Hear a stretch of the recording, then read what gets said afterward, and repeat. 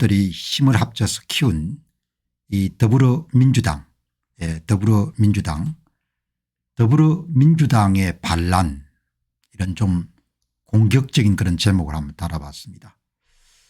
놀랍게도 사전투표 제도가 2017년부터 대선에 실시가 됐는데 이제 지방선거는 2014년부터 사전투표 제도가 실시가 됐습니다.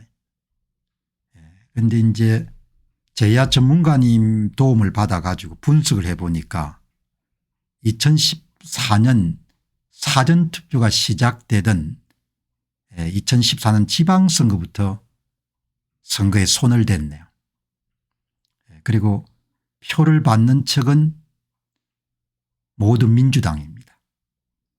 전국조사는 마무리하지 못했고 서울구청장 선거 25개를 분석을 해보니까 2014년, 그러니까 이제 2017년 대선부터 전국적인 규모의 부정선거가 행해졌다, 이런 이야기를 그냥 수정을 해야 되는 겁니다. 대규모의 부정선거는 2017년 대선부터 실시가 됐지만 그러나 그보다 좀 규모가 작은 그런 선거 조작은 2014년부터 시된 거죠. 그러니까 결국 이제 김대중 정부 때부터 계속해서 부정선거가 이어져 온 겁니다. 대단한 거죠. 그래서 이제 오늘 이 내용을 또 토요일이고 하니까 한번 정리해서 말씀드리면 여러분들이 대한조작국의 전모를 좀 더 정확하게 파악할 수 있기 때문에 이제 오늘 그 부분에 대한 이야기를 좀 많이 하겠습니다. 이제 우선 시작하면서 현안 과제에 이제 그동안 한간에 많이 오고갔던 이 공수처가 대통령에 대한 불법 체포영장을 발급받을 때 그때 판사를 골라 가지고 영장을 발급받은 그런 이야기들이 이제 확인이 됐네요.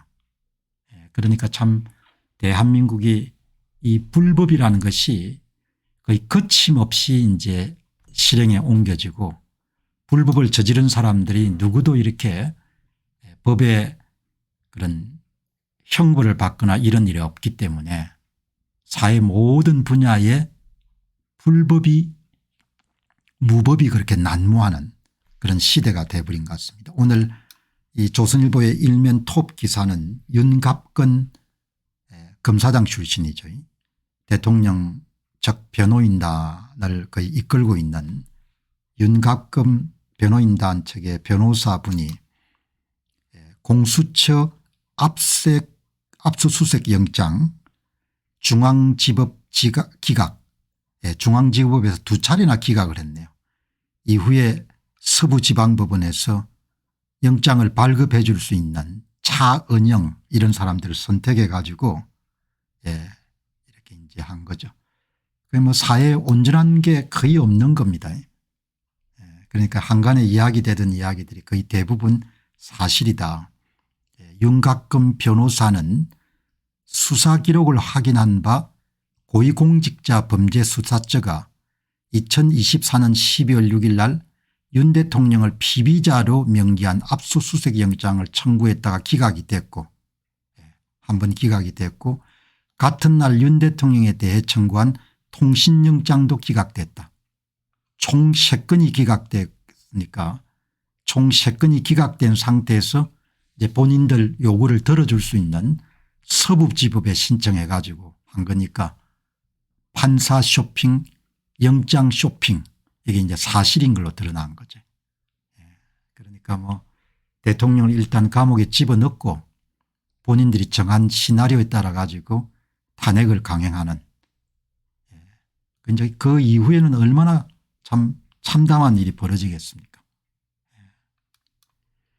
윤갑근 변호사는 공수처는 서울중앙지법에 윤 대통령 영장을 청구한 사실이 없다고 국민의힘의 주진희 의원의 서면에 질의에 답을 했는데 명백한 거짓말로 국민을 기망한 것이 밝혀졌고 12월 6일 날 압수수색 영장과 통신영장을 중앙지검에 신청했고 12월 8일 날 압수수색 영장 등 총 3건이 중앙지검으로부터 지법으로부터 기각됐고, 두 건은 윤 대통령 본인이 대상이었고, 이후에 공수처는 작년 12월 30일 날 체포영장과 압수수색영장을 중앙지법이 아닌 서울 서부지법에 청구해 가지고 결국은 이제 그걸 받아내서 강제 집행을 하게 된 거죠. 공수처가 영장 쇼핑을 했다. 그 이제 정해진 시나리오에 따라 가지고 거침없이 아마 헌법재판소의 재판관들은 본인들이 정한 결론대로 그렇게 밀어붙이겠죠. 왜냐하면은 국민들을 별로 두려워할 필요가 없으니까. 그리고 본인들이 그것을 거사를 성사시키게 되면은 반대급부는 굉장히 클 거니까 그렇게 지금 뭐 돌아가는 것 같습니다. 어쨌든 간에 한간에 나왔던 이야기가 거의 사실이니까 이렇게 이 얼마나 사법부의 판사들이 비겁한 거 하니까 서울중앙지법 관계자는 통신 압수수색 영장의 청구 여부에 대해서는 확인해 드릴 수가 없다. 이렇게 아마 기자들이 취재를 한 모양입니다.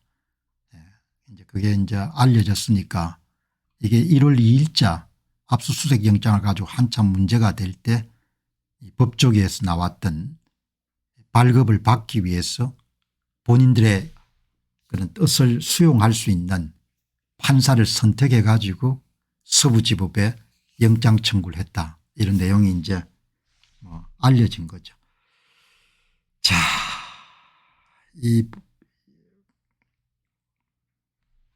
내가 CIA 공병호 검증 신청을 할 것입니다. 공병호 무슨 뚱딴지 같은 이야기를 하는데 공병호를 CIA 말라고 신고하냐. 공병호처럼 친미주의자가 어딨냐. 한마디 TV님 정신 차리시기 바랍니다.